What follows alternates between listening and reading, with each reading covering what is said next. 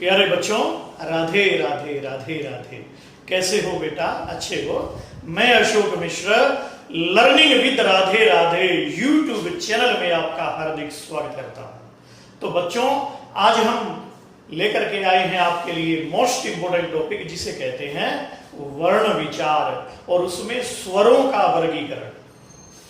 ठीक है, कोई भी परीक्षा हो, DSSB, KVS, NVS, HTET, CTET, net की भी परीक्षा, तो उसमें स्वरों से रिलेटेड, व्यंजनों से रिलेटेड एक क्वेश्चन कई बार पूछा जाता है, एक या दो क्वेश्चंस। समृत, अर्ध समृत, अर्ध विवृत, विवृत, ये क्या है बेटे? तो आज हम इनको डीपली पढ़ने वाले हैं। और यदि आपने अब तक हमारे YouTube channel learning with Radhe Radhe को सब्सक्राइब नहीं किया है तो जल्दी से इसे सब्सक्राइब करें और बेल आइकन भी दबाइए, जिससे आपको वीडियोस की आगे की नोटिफिकेशन मिलती रहे। तो आप सभी को राधे राधे, और बने रहिए, शुरू से लेकर के अंत तक आप वीडियो को देखिएगा और क्वेश्चन आपका बिल्कुल भी गलत नहीं होगा। तो देखो बेटे, ये है टॉपिक का नाम हिंदी वर्ण विचार। तो जो खास खास बातें हैं वो हम पढ़ेंगे। तो देखो बच्चों, सबसे पहले आप जानते हो भाषा की लघुतम इकाई कौन सी है? वर्ण होती है। भाषा की लघुतम, लघुतम माने हिंदी में प्रत्यय होता है ना, तरतम प्रत्यय, जैसे इंग्लिश में होता है मच, मोर, मोस्ट। तो इसमें लघु मूल शब्द है, तम प्रत्यय लग गया। तो लघु माने छोटा, लघुतर माने और छोटा, लघुतम माने सबसे छोटा। तो भाषा की सबसे छोटी इकाई वर्ण है, याद रहेगा ना बेटे। भाषा की लघुतम सार्थक इकाई शब्द है। सार्थक मीन्स जिसका अर्थ निकल रहा है। अब वर्ण का तो अर्थ निकलता नहीं, तो शब्द का अर्थ निकलता है। अब जैसे शब्द है र, तो र वर्ण है, और शब्द कहेंगे राम, तो राम शब्द हो गया, क्योंकि राम शब्द का अर्थ निकलता है रमन्ते यस्मिन् सर्व प्राणिनाः इति रामः, रमतीति यह सह रामः। बोलते हैं ना कि मुझ में राम, तुझ में राम, सब में राम समाया है, सबसे कर लो प्यार जगत में, कोई नहीं पराया है। तो राम मीन्स जो रमण करने वाला तत्व है, रम धातु से राम शब्द की व्युत्पत्ति होती है। तो भाषा की पूर्ण सार्थक इकाई तो वो वाक्य है। तो व्याकरण में ये तीन ही अंग हैं बेटे, तीन तत्वों पर विचार किया जाता है, वर्ण, शब्द और वाक्य। जैसे र वर्ण है, राम शब्द है, और राम जी वन जाते हैं, ये वाक्य हो गया है। पहचान लेंगे, आगे देखिएगा। अब वर्ण है क्या? तो ध्यान दीजिएगा। पहला तो आपने लिखा कि वर्ण भाषा की लघुतम इकाई है। तो वह छोटी से छोटी मूल ध्वनि जिसके अन्य टुकड़े न हो सके। ठीक है बेटे, वर्ण मीन्स अखंडित ध्वनि। वह छोटी से छोटी मूल ध्वनि जिसके अन्य टुकड़े न हो सके, उसे हम वर्ण कहते हैं। और वर्ण भाषा की लघुतम इकाई है। तो जैसे अ, जैसे आ, जैसे ई, जैसे क, ख, ग, घ, च, ज, ट, ठ। देखो इनके नीचे हलंत लग गया बेटे, है ना। तो इनके नीचे हलंत लग गया, तो अब इनके टुकड़े नहीं हो सकते, क्योंकि ये अपने आप में टुकड़े हैं। ठीक है। अगर मैं इनको यूं लिखता ना बच्चों, देखो क्या ये वर्ण है? ये वर्ण नहीं है, क्योंकि इसके टुकड़े हो सकते हैं। क जमा अ, इसके टुकड़े हो जाएंगे क प्लस अ। एक तो ये टुकड़ा, एक ये टुकड़ा, तो इनको मिलाएंगे तो ये बनेगा। इसे कहेंगे क, इसे कहेंगे कै। तो ये हो गया व्यंजन, जो स्वरों की सहायता से बोले जाते हैं, उन्हें हम व्यंजन कहते हैं। तो बेटे ये व्यंजन है, और ये व्यंजन वर्ण है, क्योंकि वर्ण के टुकड़े नहीं हो सकते। तो ये तो हो गया व्यंजन, और ये हो गया व्यंजन वर्ण, और ये हो गया स्वर। तो पहचान लेंगे ना आप इसको, आगे देखिएगा। तो ऐसे ही ये इंपोर्टेंट आपका बिंदु बनता है। अब देखो, इसके बाद जो बिंदु आपका होता है वो क्या है? भाई वर्ण कितने हैं? तो बच्चों ध्यान दीजिएगा, उच्चारण की दृष्टि से हिंदी में 45 वर्ण होते हैं। ये क्वेश्चन बेटे कई बार स्क्रीनिंग परीक्षाओं में भी पूछा गया है कि उच्चारण की दृष्टि में हिंदी में कितने वर्ण हैं, लेखन की दृष्टि से कितने वर्ण हैं। तो उच्चारण की दृष्टि से आए तो 45 वर्ण हैं। और कौन कौन से? देखो बेटे 10 तो हमारे स्वर हैं। आप जानते हो ना हिंदी में कुल स्वर होते हैं 13। इसके लिए आप, मैंने जो इससे पहले वाला लेक्चर था ना वर्णमाला, वो जरूर देखना। तो उसमें जो हमारे एक तो री, जो री स्वर है ना, री स्वर को हम छोड़ देते हैं। और दूसरा जो हमारे अयोग वाहन है, विसर्ग और अनुस्वार, तो इसमें री को छोड़ देते हैं। और अयोगवा स्वर जो अंग अह है उनको छोड़ देते हैं। तो कितने हो गए? 10। और लेखन की दृष्टि से हो गए 13 स्वर। तो इनमें हम री को जोड़ देते हैं और 2 अयोगवा को जोड़ देते हैं, तो 13 हो गए। अब हमारे ये 35 व्यंजन है इसमें। तो 35 व्यंजन कौन से हैं? तो क से लेकर के ह तक, क से लेकर के ह तक, और 2 हमारे हो गए। अब देखो क से लेकर के ह तक हो गए 33 हो गए है बेटे। क से लेकर के ह तक हो गए 33। और इसमें 2 जोड़ देंगे हम उत्क्षिप्त व्यंजन, ताड़नजात व्यंजन, द्विगुण व्यंजन, यानी कि अडय अडय। तो इन 2 को हम जोड़ देंगे, तो ये हमारे हो गए व्यंजन। ठीक है, तो 10 स्वर हैं और 35 व्यंजन हैं। इनमें हम संयुक्त व्यंजनों की काउंटिंग नहीं करते हैं। तो 10 स्वर हैं और 35 व्यंजन हैं। ये उच्चारण की दृष्टि से है। उच्चारण माने बोलने की दृष्टि से। और फिर लिखने की दृष्टि से कौन से हैं? देखिएगा 13 स्वर हैं। लेखन की दृष्टि से हिंदी में कुल कितने वर्ण हैं? 52 वर्ण हैं। जो मैंने पूरा डिटेल से करा रखा है हिंदी वर्णमाला का टॉपिक देखना, इससे पहले वाला लेक्चर, उसमें 13 स्वर हैं और 35 व्यंजन, यानी कि क से लेकर के ह तक, प्लस 2 ताड़नजात हो गए और 4 संयुक्त हो गए हैं बेटे। तो इसमें 13 स्वर कौन से हैं? अ आ ई उ री ए ऐ ओ औ अंग एह। और 35 कौन से? एक तो हो गए हमारे स्पर्श व्यंजन, कवर्ग चवर्ग टवर्ग तवर्ग पवर्ग, है ना। फिर य र श श श और अढ़ अढ़। तो इनको जोड़ने पर 4 संयुक्त क्ष त्र जन श। तो ये हमारे हो गए संयुक्त व्यंजन। लेखन की दृष्टि ज्यादा मान्य है, क्योंकि कथित की अपेक्षा लिखित रूप भाषा का ज्यादा सशक्त, सर्वाधिक उपयुक्त होता है, क्योंकि इससे ज्ञान परंपरा जीवित रहती है। तो याद रहेगा ना। तो नॉर्मल आपको ये याद रखना है कि उच्चारण की दृष्टि से हिंदी में कितने वर्ण हैं? 45। और लेखन की दृष्टि से कितने हैं? तो वो है बेटे 52 वर्ण। पहचान लेंगे ना आप। अब देखो वर्णमाला किसे कहते हैं? तो किसी भी भाषा में प्रयुक्त मूल ध्वनियों की क्रमबद्ध व्यवस्था वर्णमाला कहलाती है। या यूं कहिएगा, वर्णों को क्रमबद्ध और व्यवस्थित रूप में लिखना वर्णमाला कहलाता है।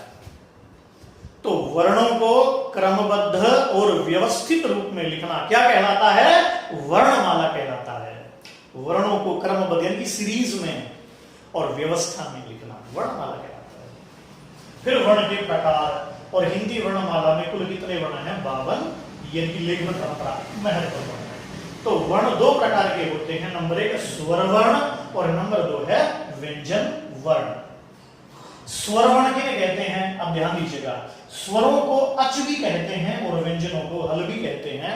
एक बार ये क्वेश्चन पेपर में आया था कि स्वरों का दूसरा नाम क्या है? तो बेटे स्वरों का दूसरा नाम है अच और व्यंजनों का दूसरा नाम है हल। ये कई बार टीचर्स को भी पता नहीं होता है, क्योंकि पाणिनि ने ऐसा बोला है अष्टाध्यायी में। स्वर किसे कहते हैं? स्वर मीन्स स्वच्छंद ध्वनि, स्वतंत्र ध्वनि। देखो नाम है ना स्व। स्व माने स्वयमेव उच्चरन्ति इति स्वराः, जिनको बोलते समय किसी की सहायता न लेनी पड़े, स्वयं ही जिनका उच्चारण होता है बिना किसी दूसरे की सहायता के, उन्हें हम कहते हैं स्वर। और अब हम पढ़ेंगे स्वरों का वर्गीकरण। और हिंदी में कुल कितने स्वर हैं बेटे? 13 स्वर हैं हिंदी में कुल। ठीक है ना। आ ई उ री ए ऐ ओ औ और अंग है, तो कुल हो गए 13 स्वर। अब हम करेंगे स्वरों का वर्गीकरण। तो स्वरों के वर्गीकरण के मुख्य रूप से 4 आधार हैं एनसीईआरटी के अकॉर्डिंग। नंबर 1 है मुखाकृति के आधार पर। किसके आधार पर बेटे? मुख की आकृति के आधार पर। तो मुखाकृति के आधार पर स्वर के 4 भेद हैं। नंबर 1 समृद्ध स्वर, नंबर 2 अर्ध समृद्ध स्वर, नंबर 3 अर्ध विवरित स्वर और नंबर 4 है विवरित स्वर। तो समृद्ध स्वर किन्हें कहते हैं? जिनके उच्चारण में हमारा मुख कम से कम खुले। ई, ऊ, तो ये हमारे 2 जो है ना, ये समृद्ध स्वर है। ई, ऊ, ठीक है बेटे। अर्ध समृद्ध, समृद्ध से कुछ ज्यादा खुले हमारा मुख, तो उसे हम कहेंगे अर्ध समृद्ध। तो ए और ओ, ए ओ। और अर्ध विपरीत किन्हें कहेंगे? जिनको बोलते समय हमारा मुख कुछ और ज्यादा खुलता है, तो उन्हें हम कहते हैं अर्ध विपरीत स्वर। यूं कहिएगा, मुख के खुलने के आधार पर भी जो है ये कहे जा सकते हैं। कर लेंगे, आगे देखिएगा। तो अ, आई, औ, अ, आई, औ, ये हमारे हो गए अर्ध विपरीत। और विपरीत स्वर किन्हें कहते हैं? जिनको बोलते समय हमारा मुख पूरा का पूरा पाट जा, खुल जाता है, तो उसे कहेंगे विपरीत स्वर। और विपरीत स्वर एक ही है आ। जैसे डॉक्टर कहता ना, आपके मुख में कोई समस्या हो, डॉक्टर कहता आ बोलना, आ। तो डॉक्टर किस स्वर का उच्चारण कराता है? विपरीत। क्योंकि आ कहते ही मुंह पूरा का पूरा पाट जाए बेटा, तो वो हो जाएगा विपरीत स्वर। तो डॉक्टर मुख की समस्या को देखने के लिए किस स्वर का उच्चारण कराता है? विपरीत स्वर का, आ, है ना। जिह्वा की क्रियाशीलता का आधार, ये स्वर का दूसरा वर्गीकरण मैं आपको बताने जा रहा हूं। तो अग्र स्वर, मध्य स्वर, पश्च स्वर। परिभाषा याद रखने की आवश्यकता नहीं है। देखो एक बार जैसे था ना, बताया था मैंने, कम से कम मुख खुले, कुछ और ज्यादा मुख खुले, कुछ और ज्यादा मुख खुले, और मुख पूरा का पूरा खुल जाए। जिनको बोलते समय जीभ का अगला हिस्सा क्रियाशील होता है, उन्हें अग्र स्वर कहेंगे। जिनको बोलते समय जीभ का बीच वाला हिस्सा क्रियाशील होता है, उन्हें मध्य स्वर कहेंगे। और जिनको बोलते समय जीभ का पीछे वाला भाग, पश्च, पिछला भाग क्रियाशील हो, उन्हें पश्च स्वर कहेंगे। पहचान लेंगे, आगे देखिएगा। तो ई, ए, आई, देखो है ना, ई, ए, आई। तो बेटे ये अग्र, जब आप ये बोलेंगे ना, तो जीभ के अगले भागे से साउंड उठेगी। ई, देखो बोले, देख लो, ई। और मध्य आ बोलेंगे तो जीभ के बीच वाला भाग क्रियाशील होगा, आ, तो मध्य ई, आ। और पश्च, आ में देखो पीछे है ना, ऊ, ओ, औ, आ। अब देखो एक ये आप देख रहे हैं क्या है? आ के ऊपर ये चिन्ह लगा हुआ है, तो ये क्या है? ये बेटे देखो, ध्यान दो, ये आ से तो कुछ बड़ा है, आ से कुछ बड़ा है और ओ से कुछ छोटा है, तो दोनों के बीच का है ये। जैसे हम लिखते हैं ना शब्द कॉलेज, तो इस तरह से, जैसे डॉक्टर, इस तरह से, है ना। अब देखो, न तो इसको बोलते हैं कॉलेज, न बोलते हैं कॉलेज, तो दोनों के बीच का कॉलेज, कॉलेज। और ये डॉक्टर, न तो डॉक्टर बोलेंगे न डॉक्टर बोलेंगे, डॉक्टर, कॉलेज, डॉक्टर, तो वो वाली इसमें साउंड आ रही है। तो ये आगत ध्वनि है जो विदेशी भाषा के प्रवाह से आई है, पहचान लेंगे, आगे देखिएगा। तो वेरी इंपॉर्टेंट है ये भी। फिर है ओष्ठाकृति के आधार पर, यानी कि हमारे होठों के आधार पर, लिप्स, वृत्ताकार, अवृत्ताकार। आप जानते हैं ओष्ठ गोल होते हैं, है ना, ओष्ठ ये होते, वृत्त, वृत्ताकार या वृत्तमुखी भी कह सकते हैं, अवृत्ताकार या अवृत्तमुखी भी कह सकते हैं। तो वृत्ताकार किन्हें कहते हैं? जिनको बोलते समय हमारा मुख वृत्त की तरह गोल हो जाता है, उन्हें वृत्तमुखी या वृत्ताकार स्वर कहते हैं। जैसे ऊ,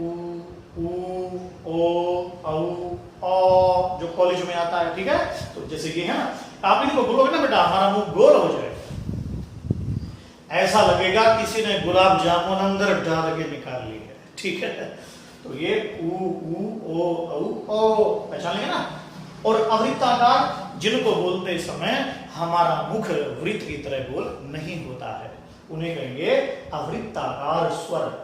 तो अ आ ई ए ऐ, तो ये हमारे अवृत्ताकार स्वर है, पहचान लेंगे। तो जल्दी से बेटे इसका स्क्रीनशॉट ले लीजिएगा, ठीक है।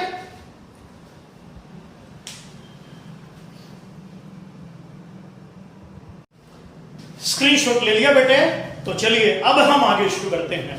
ध्यान दीजिएगा, तो स्वरों के वर्गीकरण के जो मेनली हमारे 4 आधार हैं, उनमें से नंबर 4 आधार जो है ये है उच्चारण या मात्रा काल का आधार।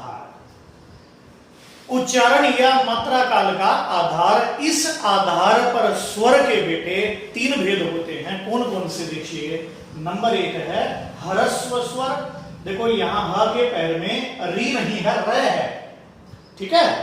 ह के पैर में क्या है, र है आधा, र पूरा। जो ऊपर आधार आता है उसे बोलते हैं रेफ, ठीक है, आगे स्पष्ट करूंगा। और दूसरा है दीर्घ स्वर, पलुत स्वर, ठीक है बेटे। तो ह्रस्व स्वर किन्हें कहते हैं, ध्यान दीजिएगा, ये जो आधार है ये उच्चारण या मात्रा काल के आधार पर है। तो जिनको बोलते समय कम से कम समय लगे उन्हें हम कहते हैं ह्रस्व स्वर। इनकी संख्या 4 है। अ ई उ री, कम से कम समय लगा, संख्या हो गई इनकी 4। इनका क्योंकि इनके बोलने में एक मात्रा का समय लगता है, इसीलिए इनको एक मात्रिक स्वर भी कहते हैं, या यूं कहिएगा इनको मूल स्वर भी कहते हैं। तो ह्रस्व को एक मात्रिक या मूल स्वर भी कहते हैं। दीर्घ स्वर किन्हें कहते हैं, जिनको बोलते समय ह्रस्व स्वरों से दुगुना समय लगता है या 2 गुना अधिक समय लगता है। अब देखो बेटे, अ आ ई उ री का दीर्घ संस्कृत में होता है, हिंदी में नहीं होता है।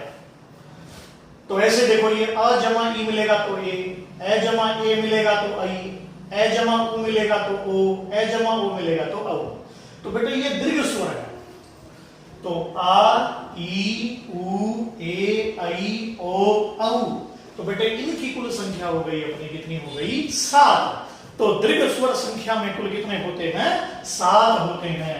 तो बेटे ये हो गए हमारे 4 और ये हो गए हमारे 7।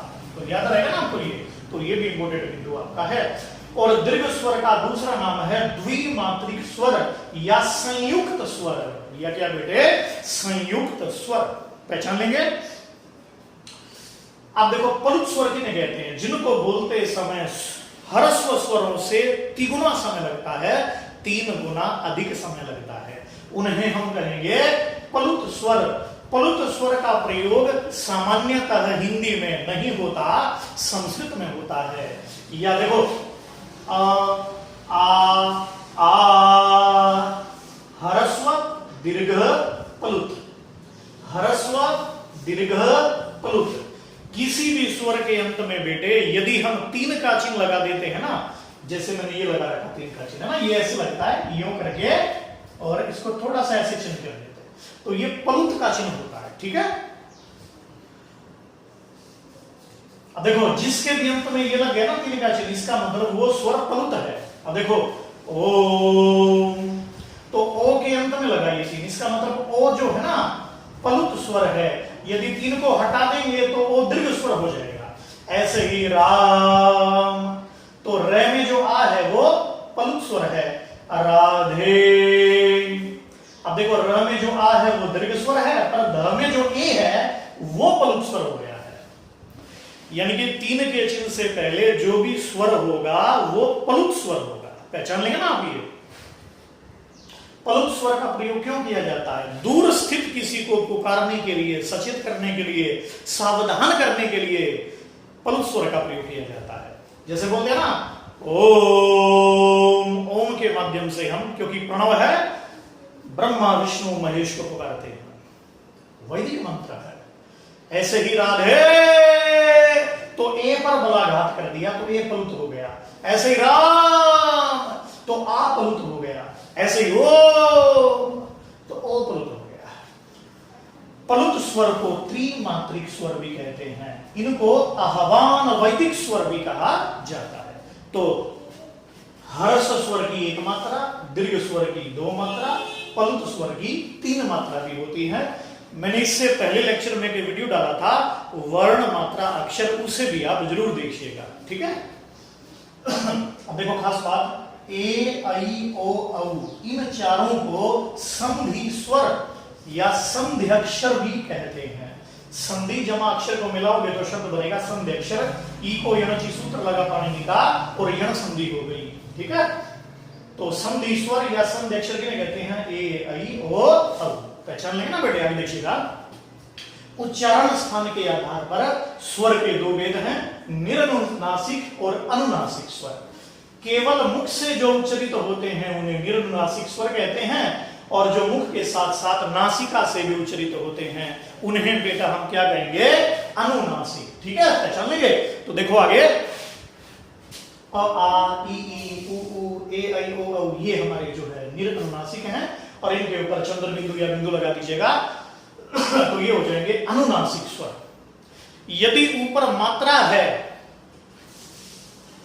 तो लगेगा बिंदु, मात्रा नहीं है तो लगेगा चंद्र बिंदु। देखो आ के ऊपर कोई मात्रा नहीं तो सिंपल है चंद्र बिंदु, आ के ऊपर चंद्र बिंदु, ई के ऊपर चंद्र बिंदु। पर बेटे देखो बड़ी है तो यहां पहले मात्रा, तो मात्रा की तो भ्रम को दूर करने के लिए बिंदु लगा दिया है ना। अब देखो यहाँ मात्रा नहीं है, मात्रा नहीं है, देखिए यहाँ मात्रा आई है ना, तो ये आई है ना, बिंदु लगा दिया। मात्रा है ना, बिंदु लगा दिया, मात्रा बिंदु लगा दिया। यदि स्वर पे मात्रा भी साथ में है तो बिंदु लगेगा, नहीं तो चंद्र बिंदु लगेगा, याद रखिएगा। कुछ खास बातें, अयोगवाह स्वर कौन से होते हैं? तो अंग और अह, ये अयोगवाह स्वर ये है, अंग अह। ये किन्हें कहते हैं बेटे? तो ध्यान दीजिएगा, जिनका उच्चारण व्यंजनों के समान होता है पर जिनकी गिनती स्वरों में होती है उन्हें कहते हैं हम अयोगवाह स्वर। ध्यान दीजिएगा, जैसे बेटे शब्द है घंटी, तो इसको आप ऐसे भी तो लिख सकते हो ना। जैसे शब्द है संपर्क, तो इसको आप ऐसे भी लिख सकते हो। जैसे शब्द है चंचल,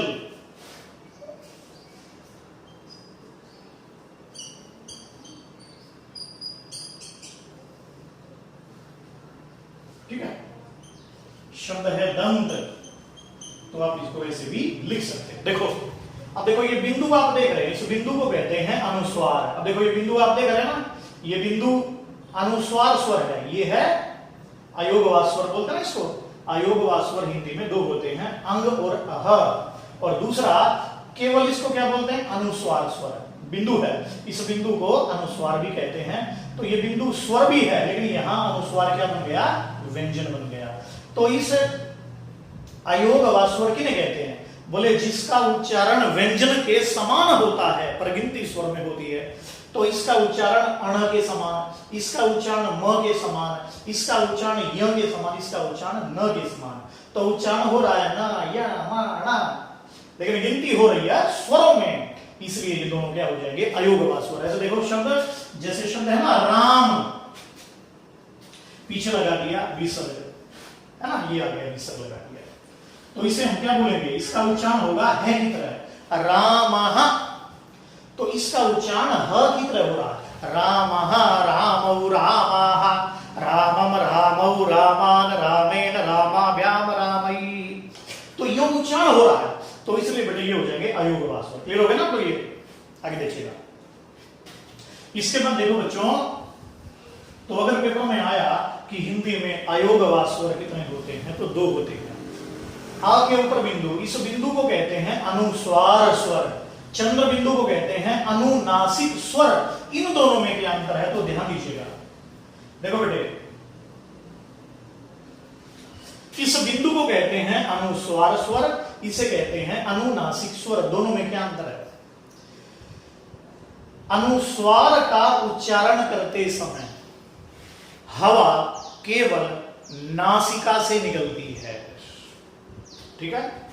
और इसका उच्चारण करते समय हवा मुख और नासिका दोनों से निकलती है, तो इन्हें कहते हैं अनुनासिक स्वर। पहचान लेंगे। जैसे शब्द है हंस, शब्द है हंस, देखो हंस हंस पड़ा, तो बिंदु चंद्र बिंदु लगने से अंतर आता है। हंस हंस पड़ा, ये अनुस्वार है, ये अनुनासिक है। जब ये बोलेंगे तो जोर ज्यादा लगेगा, ये बोलेंगे जोर कम लगेगा। ये बोलेगो हंस हंस पड़ा, इसमें जोर ज्यादा लगता है, इसमें जोर कम लगता है। दूसरा, ये बोलेंगे हवा नाक से निकलेगी, और ये बोलेंगे हवा बढ़ जाएगी, मुख और नाक दोनों से निकलेगी। हंस, ऐसे ही रंग संग ढंग तरंग, और ये जैसे मुंह चांद सांप, इसमें जोर कम लगता है। तो इट मीन्स जो ये बिंदु है ना, बिंदु हमेशा ऐसे लगता है, क्योंकि बिंदु नासिका का बोधक होता है और चंद्र बिंदु मुख और नासिका का बोधक होता है। तो कभी आपने देखा कभी भी यूं नहीं लगता, हमेशा यूं लगता है, क्योंकि इट मीन्स मुख, ये मुख है और मुख के ऊपर ही नाक होती है, नाष्टि, तो मुख के ऊपर ही नाक होती है, तो मुख और नाक दोनों, मुख प्लस नासिका। पहचान लेंगे।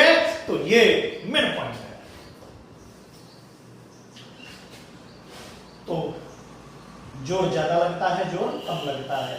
जैसे हंस हंस पड़ा, और य व को अर्ध स्वर भी आचार्यों ने कहा है, क्योंकि इनमें आधा, जैसे स्वर बोलते हैं ना, जैसे स्वर बोलने में जो आधा उच्चारण होता है ना, इनको बोलने में ऐसे उच्चारण होता है जैसे हम आधा स्वर बोल रहे हैं, क्योंकि ये पूरी तरह से न स्वर है न पूरी तरह से व्यंजन है।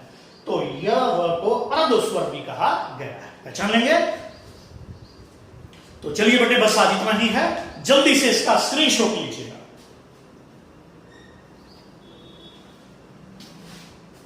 और यदि आपने अब तक हमारे चैनल को सब्सक्राइब नहीं किया है तो learning with Radhe Radhe channel को सब्सक्राइब करिए, और आपका नंबर नहीं कटने देंगे, ये मैं आपसे वायदा करता हूं। ठीक है, तो चलिए प्रेम से कहो राधे राधे राधे।